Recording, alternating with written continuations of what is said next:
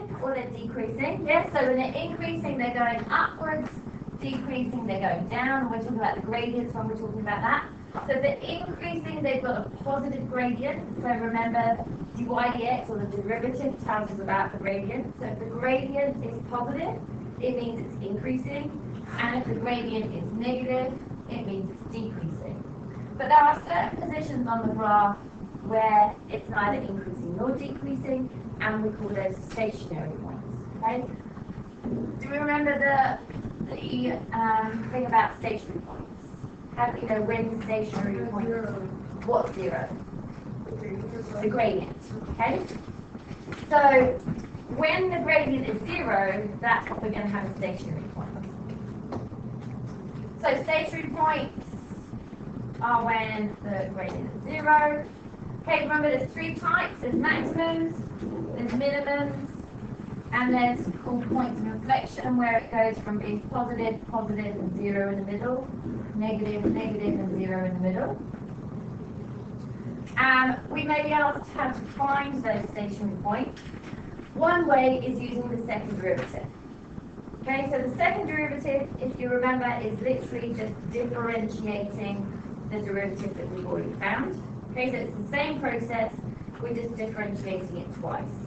It's shown by this fancy d squared y dx squared. I don't think it's a major if you get that wrong. To be honest, mostly they'd be using f double dash x. So remember, if the function is written fx, you're showing the first derivative would be f dash, and then the second derivative would be f double dash. Okay? So, to find the second derivative, you literally differentiate and then differentiate again. So for this one, we would have dy dx initially. So the derivative of this one, Cameron, would be what? 2x. Lovely. And then Olivia, d squared y dx squared is nearly 2.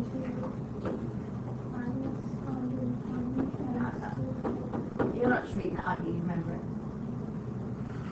Do you remember it? No. Well, you can figure it out. Okay, good. Just you didn't stumble with 120 at all, and I was like, did she do that mentally, or did she just read it? This bad boy here, what would we do with it first, just now? You have to differentiate that. Well, we would, but before we even differentiate it, what are you likely to do with this one? So like bracket? Pardon? Okay. What do you mean? Yeah, how do we, what's the process called to get rid of brackets? Because the other one shall expand it. Oh. Okay, so we expand to get rid of brackets. Yeah. We can do that, remember, because there's no power here. Okay, so if there was a power here, then it would be a product rule situation. But there's no power here, so we can literally just expand our brackets first. So first step is to have x to the 5 plus 5x cubed. Okay, I'm going through this quickly because we've done this bit already. Then we would differentiate. So we would show the derivative by f dash. Alright, Tristan, you can do this now. 5x plus 15. Not yet. 5x and something with 5x. Oh, 5x equals plus 15x 15. Okay, and then we show the second derivative, Jennifer. 20x cubed plus 30x. Yes? Coming back to us? Flooding back. Alright. Right, shall I tell you what we do with that second derivative then? No, okay, we'll talk about second derivative rule in a second. Investigating gradients on either side. Alright, so if we're asked to find the coordinates of stationary points and determine their nature and then sketch the curve. So, we find stationary points by finding the derivative. Oh, let me write this here. So stationary points, so stat points occur when dy dx equals 0. Okay, so that's our first thing we have to remember. stationary points are always going to occur when the derivative is equal to 0. So how are we going to find out when that is, shall we?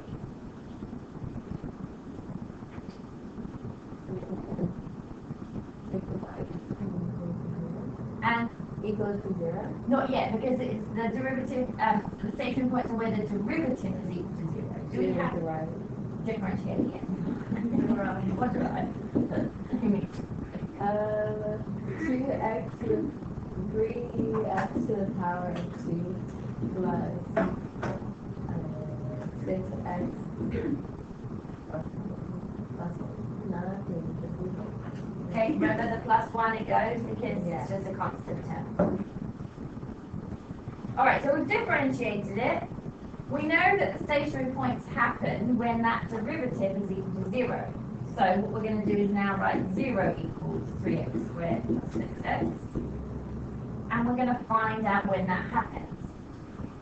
So what do you do the second derivative? Not yet. Not yet. Because the question says find the coordinates of the stationary points. So we have to find out where they are first. The second derivative comes into play if you're trying to find what kind of points they are. Alright? So this is where most people start to forget how to do this. We're trying to solve this equation. We've got an x squared it's equal to 0. Any suggestions what I would do to solve this? What was that word you used earlier, Shelby?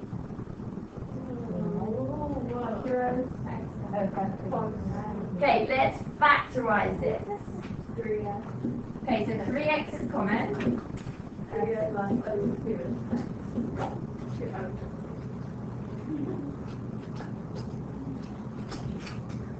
Okay, so remember if we have a quadratic expression, which this is, it doesn't have an end term. It doesn't have a constant or an end term, but it's still a quadratic. So we would solve, the easiest way to solve this is by factorizing it. That means that either this has to equal 0, or this has to equal 0.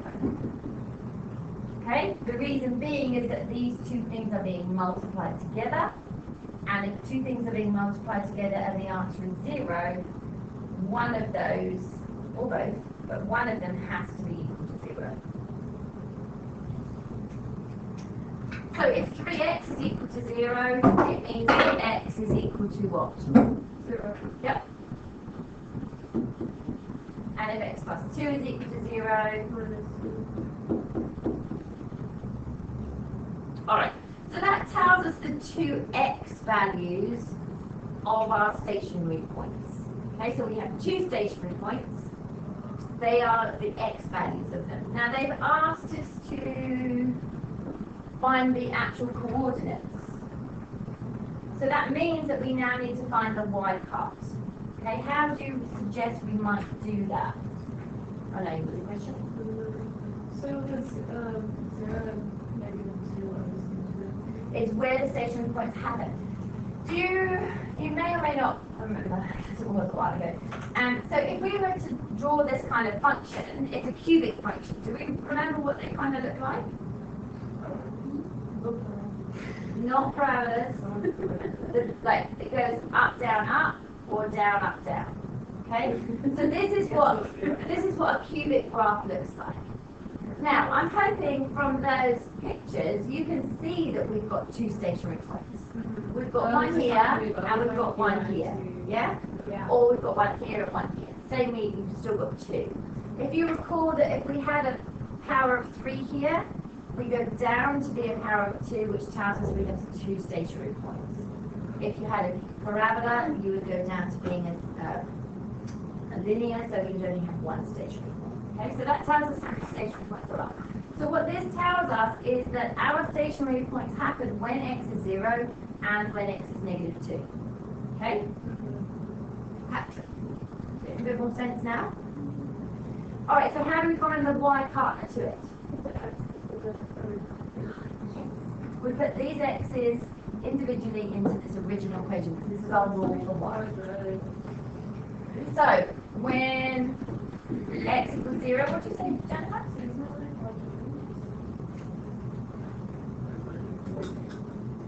How do you like them? Okay.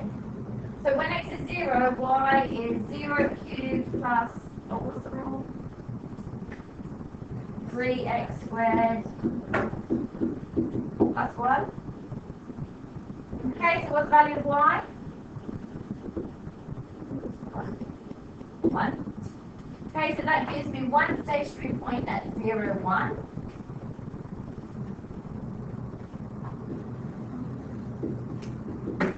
And now we need to find when x is negative 2. Notice I have my brackets around my negative value. That's where most people go wrong.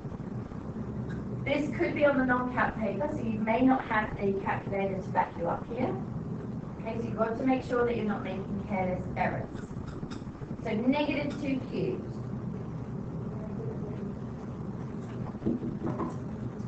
Negative 2 squared, because we always follow bit maths. Negative 2 squared is 4 multiplied by 3. So then we've got negative 8 plus 12 plus 1.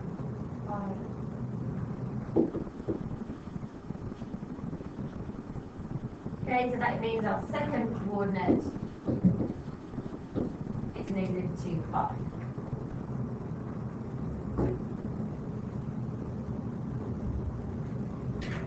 Now, just as a kind of side note, you don't always have to do this bit.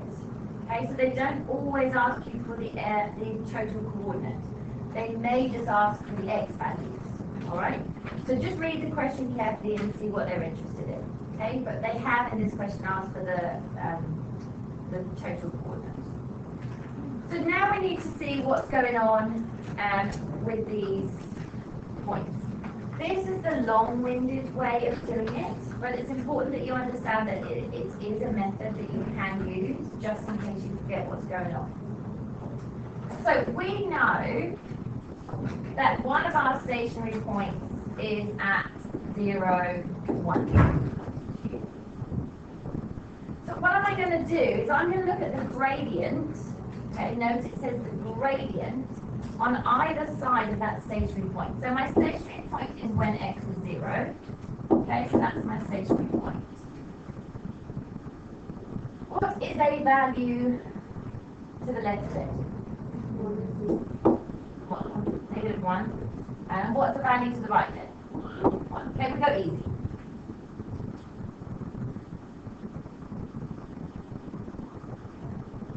And we're going to look at the gradient on either side of it. So let's remember what tells us about the gradient. Or what thing have we found here that tells us about the gradient?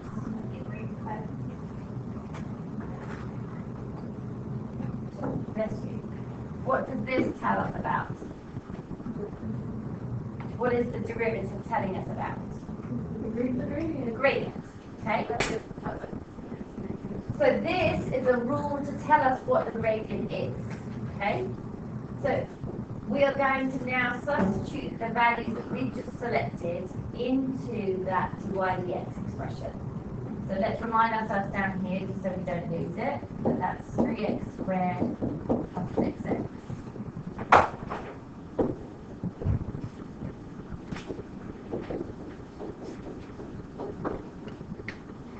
Okay, and that's the derivative.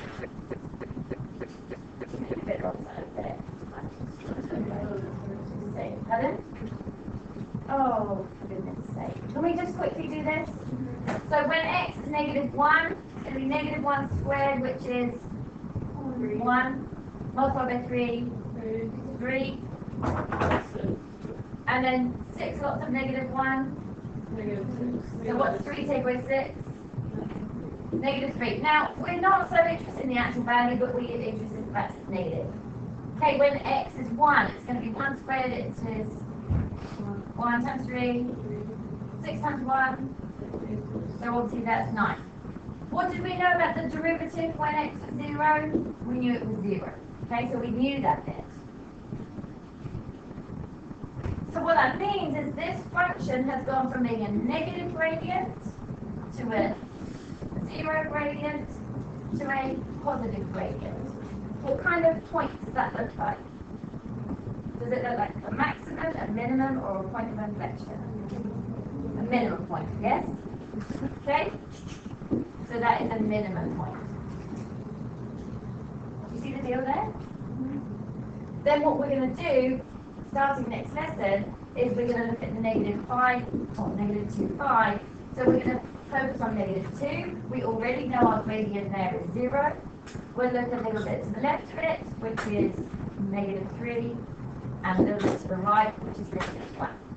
Okay? So that's how we'll start off next lesson. If you want to come and see your test results, you can come and see them.